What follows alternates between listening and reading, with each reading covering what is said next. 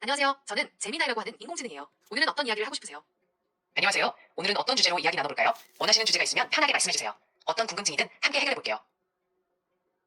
오늘 날씨에 대해 이야기해볼까요? 지금 계신 곳 날씨는 어떤가요?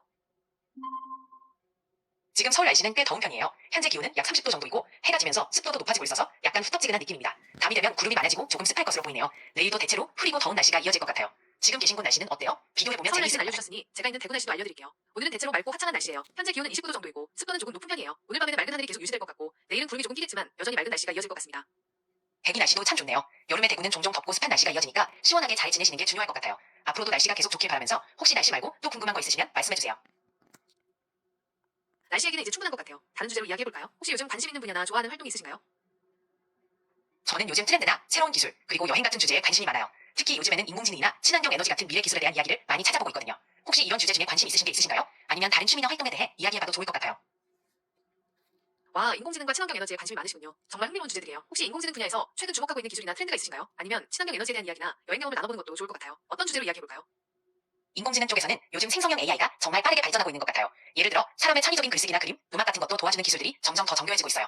그리고 친환경 에너지 쪽에서는 태양광이나 풍력뿐만 아니라 에너지 저장 기술이나 새로운 재생 에너지 솔루션이 많이 주목받고 맞아요. 있어요. 생성형 AI는 정말 놀라운 속도로 발전하고 있어요. 혹시 요즘 관심 있게 보고 있는 생성형 AI 모델이 있으신가요? 그리고 친환경 에너지 분야에서는 어떤 기술이 가장 유망하다고 생각하시나요?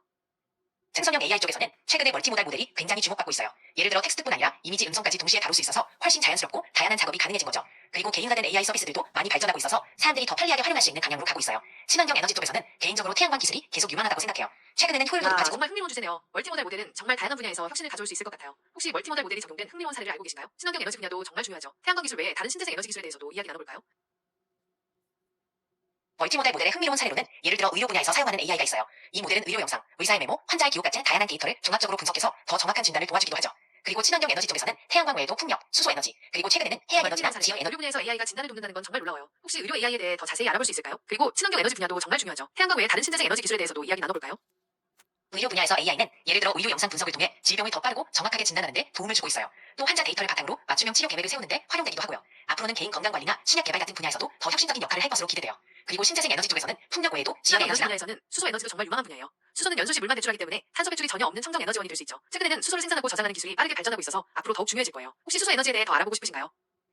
맞아요. 수소 에너지가 정말 각광받고 있죠. 특히 그린 수소라고 해서 재생 에너지로 수소를 생산하면 온실가스 배출 없이 에너지를 얻을 수 있어서 미래 에너지원으로 큰 기대를 받고 있어요. 만약 수소 에너지에 대해 더 궁금하시면 생산 방식이나 활용 분야에 대해서도 이야기 나눠볼 수 있어요. 물론 의료 분야나 다른 신재생 에너지에 대해서도 더 깊게 알아볼 수 이야기가 있습니다. 정말 흥미진진하네요. 수소 에너지에 대해 더 알아보고 싶어요. 특히 그린 수소 생산 방식에 대해 자세히 알고 싶어요. 관련 최신 연구나 개발 동향이 있다면 알려주세요.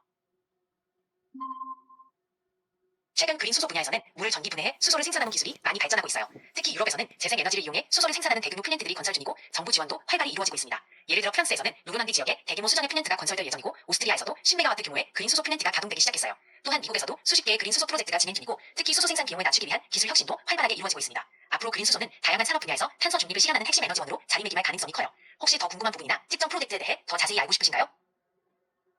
최근 그린 수소 관련 기술 동향은 정말 빠르게 변화하고 있어요. 맞아요. 그린 수